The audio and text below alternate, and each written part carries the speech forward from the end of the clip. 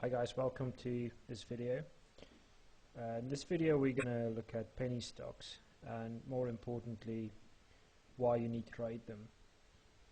Now I think more than anything else on the internet at least, penny stocks are often sort of advertised as get rich quick type schemes, and nothing could be further from the truth. It's nothing different from trading any other stock. There's a couple of slight differences, and I think there's a couple of reasons why you might want to consider trading them. And in this video, I'm just going to try and sort of put some base ideas down, and then in the next two videos, I'm going to show you how to actually trade them and how to pick them. I'm going to point out some things that you need to look out for, because although they're penny stocks and the word penny implies that they're cheap, you can lose a lot of money really quickly. These stocks are highly volatile and you need to be very careful in trading them. But in saying that, there's huge potential in this, and hopefully in this video I'm sort of going to clear some things up for you and help you understand it a little bit better. So, as I said, penny stocks are basically dirt cheap stocks. They're stocks of companies with a very small market capital, and for the most part, these are companies that they don't really exist yet. They need venture capital. These are with great ideas, but they need money to get started. So with that in mind, they're not allowed to trade on the major exchanges. So you won't find penny stocks on the NASDAQ or the New York Stock Exchange. Instead, they trade on the OTCBB, it stands for over-the-counter bulletin board. Now, you've probably heard of the term pink slips before. It's just a different exchange, and it is controlled, but it's not nearly as strict as the major exchanges. So penny stocks typically range anything between 10 cents a stock and $2 a stock. So it's not a penny, but it's still pretty cheap. And the easy way to identify them is they usually have a .OB suffix behind the ticker symbol. Now that, if you look at the OTCBB, which is the exchange on which it's trading, that OB just refers to the exchange it's trading on. So if you see ticker symbols with a weird suffix, you know that they're likely to be penny stocks. So in saying that, in recent years at least, some stocks on the major exchanges are considered penny stocks. It's not 100% accurate, but like on the NASDAQ, you'll find that a lot of stocks, $5 and less, are considered as penny stocks. So just keep that in mind, because we're gonna talk about that later on. Now, I don't want to go into the history of the whole thing too much, but I think penny stocks first became really popular in the dot-com boom, and was even called the Penny Express. And a lot of people made a lot of money on both sides, both companies and traders trading them. And it's really that's when the potential started opening up for traders. And although the dot-com boom is over, at the moment there's it's often emerging markets.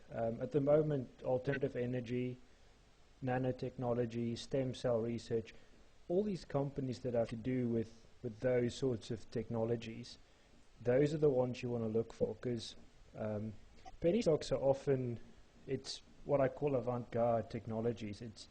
It's not mainstream ideas, and most financial institutions don't want to give money to these guys to develop their ideas or their products, and that's why they list on public exchanges. They need capital to develop their ideas. Now, obviously, if the idea comes off, everybody makes money. But if it doesn't, then we're all going to lose money. So you might ask then, why do we trade penny stocks? Well, obviously, they're cheap, so we can buy a lot of it without spending a lot of money, and because they're emerging markets, there's a huge potential to make money out of them, and then, as I said, it's easy to get started. You can buy a lot without spending a lot. So that if you look at this, I just put this little comparison together just to give you an idea what I mean with volume. Like typically a penny stock, let's say it's 10 cents a stock. Now if you buy 10,000 of them, it's going to cost you $1,000. Now if you were to buy a blue chip stock, it's going to cost you $100 just for one stock. Now if you buy 10 of them, it's going to cost you $1,000. Now, with a blue chip stock, a really good gain would be 20%, which is probably unrealistic anyway. You're looking at about 10-15% gains on a blue chip stock would be fantastic. So, but let's say it's 20%. So, if there's a 20% move in the market, you can make $200 profit for your initial $1,000 investment. But if you go over to the penny stock, you have 10,000 of them now. And penny stocks typically don't move in 10 to 15%. They're usually companies that when they get off, you see huge spikes. You often get things like 500% gains. But if you keep it really conservative and say, well, it's a 50% gain, then for that initial investment, we make $500 profit. So the fact remains, penny stocks give you a lot of buying power, and that's one of the best aspects of it. But penny stocks are dangerous because, as I said, they're startup companies, and most of the time they don't even have any products yet.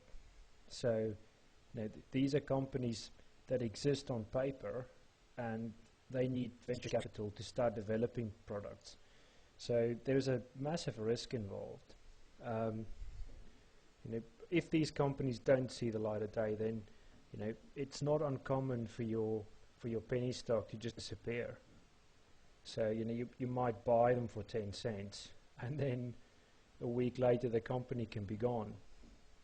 So be careful. There's a massive risk involved, and without scaring you off, if we can eliminate the risk as much as possible, which is one of the key things in trading the markets, is you want to have as much potential for profit and have as little risk as possible when you're trading. So when I'm saying penny stocks have a huge potential, then we want to tap into the potential and we want to minimize the risk as much as possible. So I think the people that actually lose a lot of money on penny stocks are just stupid. So we want to overcome the stupidity and obviously do a couple of very simple things. It's not rocket science. Penny stocks are quite easy to trade. And what I'm going to do in the next video is I'm going to just show you a couple of things you need to look out for. And just by doing the basics, you can eliminate 50% of the risk.